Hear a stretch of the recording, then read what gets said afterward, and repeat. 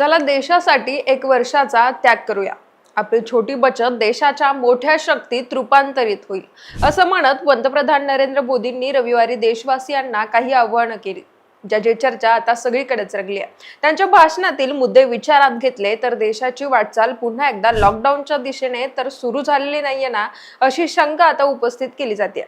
तर मंडळी, आखाती देशातील युद्धामुळे जगभरात कच्च्या तेलाचा अपुरा पुरवठा होतोय, ज्यामुळे अनेक देशांमध्ये इंधन दराचा भडका उडालाय. त्या पार्श्वभूमीवर आपल्या देशातील परिस्थिती देखील दिवसेंदिवस बिकट बनत चालली आहे. देशातील सामान्य नागरिक अनेक दिवसांपासून वेगवेगळ्या समस्यांना तोंड देत आहेत. अशातच आता 5 राज्यांमधील विधानसभा निवडणुका धूमधडाक्यात पार पडल्यानंतर नरेंद्र मोदींनी देशातील परिस्थितीचा आढावा घेतला. त्यानंतर आता त्यांनी देशवासियांना इंधन बचतीचे वेगवेगळे मार्ग सांगत परकीय चलन वाचवण्यावर भर द्यावा लागेल असं म्हटलंय.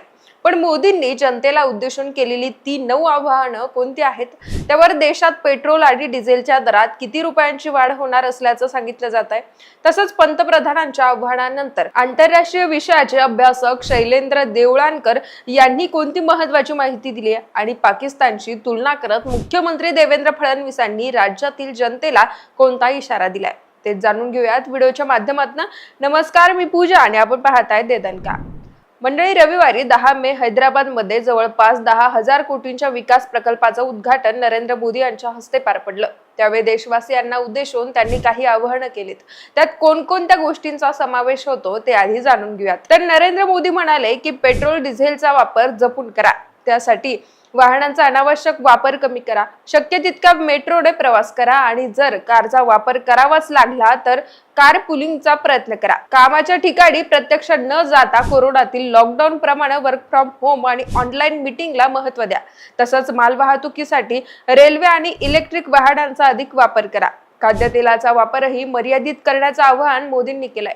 सगळ्यात महत्त्वाचं म्हणजे ऐन लग्नसराईच्या दिवसात मोदींनी सांगितलंय की पुढील 1 वर्ष सोने खरेदी करू नका. वर्षभर परदेशी प्रवास टाळा. परकीय उत्पादनांची खरेदी कमी करा, कारण आपल्याला परकीय चलन वाचवण्यावर भर द्यायचा आहे.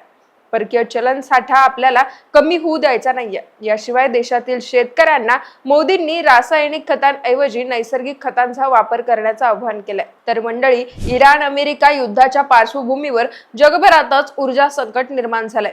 त्यात भारतातील सध्याचा काळ संकटाचा असून देशहितासाठी आपल्याला आपलं कर्तव्य पार पाडलं पाहिजे असं म्हणत नरेंद्र मोदींनी ही आवाहनं केलीत. त्यांनी असंही सांगितलं की भारत सरकार गेल्या 2 महिन्यांपासून या संकटापासून देशाला वाचवण्यासाठी सातत्यानं प्रयत्न करतोय. नागरिकांवर ओझं होऊ नये त्यासाठी सरकार सगळं ओझं स्वतःच्या खांद्यावर उचलत आहे. पण पुरवठा साखळीवर संकट कायम राहिलं तर आपण कितीही उपाय केले तरी अडचणी वाढत जाणार आहे. त्यामुळे आता वेळ आली आहे की देशाला सर्वोच्च प्राधान्य देत नागरिकांनीच एकत्र येऊन लढा द्यायला हवा. कारण देशासाठी जीव देणं देशभक्ती नसते, तर देशासाठी जगणं आणि कर्तव्य पार पाडणं ही सुद्धा देशभक्ती असल्याचं मोदींनी आपल्या भाषणात म्हटलंय. पण मंडळी, या सगळ्यात दरवेळी फक्त जनतेकडूनच त्यागाची अपेक्षा का केली जाते? यासाठी भाजप शासित राज्ये, लोकप्रतिनिधी आणि सगळेच राजकारणी लोक कशा पद्धतीने पुढाकार घेणार आहेत? त्यांच्या गाड्यांचे ताफे कमी होणार का? मोदींनी केलेली आव्हानं त्यांच्या मंडळींना लागू आहेत की नाही, असे संतापजनक प्रश्न आता सामान्य नागरिकांकडून पुढे येत आहेत. तर विरोधक देखील सरकारच्या उपाययोजना अपुऱ्या पडल्या असं म्हणत जाब विचारतायत.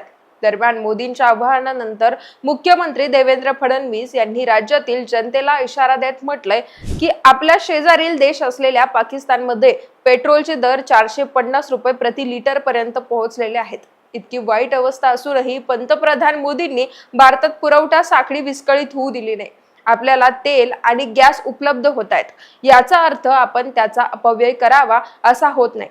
जर आपण आताच सावध झालो नाही, इंधनाचा नाश थांबवला नाही, तर आपल्यालाही संकटाचा सामना करावा लागेल.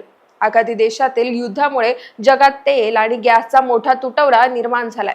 अनेक देशांमध्ये लॉकडाऊनची परिस्थिती आहे असं म्हणत देवेंद्र फडणवीसांनी राज्यातील जनतेला सावध केलंय. दरम्यान या सगळ्या घडामोडींमुळे देशात आणि राज्यात पेट्रोल डिझेलच्या किमती वाढणार असल्याचं बोललं जात आहे. तर पंतप्रधान नरेंद्र मोदी यांच्या आवाहनानंतर केंद्रीय पेट्रोलियम मंत्री हरदीप सिंग पुरी यांनी सोशल मीडियावर पोस्ट करत सध्याची वस्तुस्थिती मांडली आहे. त्यांच्या मते आंतरराष्ट्रीय बाजारात कच्चे तेल, नैसर्गिक वायू आणि एलपीजीच्या किमती गगनाला भिडल्यात. जागतिक स्तरावर कच्चा माल महाग झालेला असतानाही केंद्र सरकारनं सामान्य जनतेला महागाईचा झळा सोसाव्या लागू नयेत म्हणून पेट्रोल डिझेलचे दर स्थिर ठेवलेत. पण यामुळे सरकारी तेल कंपन्यांना दररोज 1000 कोटी रुपयांचा तोटा सहन करावा लागतोय. चालू तिमाहीत हा एकूण तोटा 1 लाख कोटी रुपयांच्या विक्रमी स्तरावर पोहोचण्याचा अंदाज असल्याचं पेट्रोलियम मंत्र्यांनी सांगितलंय. दरम्यान या क्षेत्रातील तज्ज्ञांच्या मते तेल कंपन्यांना सध्या प्रति लिटर पेट्रोलवर सुमारे 18 रुपये आणि डिझेलवर 25 रुपयांचा थेट तोटा होतोय. आणि जर या कंपन्यांना आपला तोटा पूर्णपणे भरून काढायचा असेल आणि आर्थिकदृष्ट्या सक्षम राहायचं असेल तर पेट्रोलच्या दरात 18 रुपये आणि डिझेलच्या दरात 25 रुपयांची वाढ करणं अनिवार्य आहे. त्यामुळे जागतिक परिस्थिती लवकर निवळली नाही तर सर्वसामान्यांच्या खिशावर पेट्रोल डिझेलच्या दरवाढीचा मोठा भार पडण्याची शक्यता आता निर्माण झाली आहे. तर दुसरीकडे पंतप्रधान नरेंद्र मोदींनी देशवासियांना जी आवाहनं केली ती खरंच योग्य आहेत का आणि ती आवाहनं कोणत्या आधारावर केलीत या संदर्भात बोलताना आंतरराष्ट्रीय विषयाचे अभ्यासक शैलेंद्र देवळानकर यांनी महत्त्वाची माहिती दिली. ते म्हणाले की पंतप्रधानांनी भारतीयांना केलेलं आवाहन योग्य आहे, कारण आखातातील संघर्ष अजून सुटलेला नाहीये. अजूनही स्टेट ऑफ हॉर्मुझ मधून केवळ 10% जहाजांचाच प्रवास होतोय. आखातात अजूनही परिस्थिती स्फोटक आहे. कधीही संघर्ष चिघळू शकतो. तर दुसरीकडे अमेरिकेबरोबर 76 देशांमध्ये तेलाच्या किमती वाढलेल्या आहेत. भारतीयांना सोन्याचे दागिने, डेस्टिनेशन वेडिंग यात जास्त रस असतो. जानेवारी 2026 मध्ये $12 मिलियन इतकं सोनं भारतीयांनी आयात केलंय. सोन्याच्या आणि तेलाचा व्यवहार हा प्रामुख्याने डॉलरमध्ये केला जातो. त्यामुळे ही वेळ डॉलरची सेव्हिंग करण्याची वेळ आहे. परकीय चलन वाचवण्याची ही वेळ आहे, अशी माहिती शैलेंद्र देवळानकर यांनी दिली आहे. त्यामुळे भारतातील नागरिक या सगळ्या संकटांना कशा पद्धतीने तोंड देतात ते पाहणं आता महत्त्वाचं असेल. बाकी या विषयावरती तुमच्या काही प्रतिक्रिया असतील तर आम्हाला कमेंटमध्ये नक्की कळवा.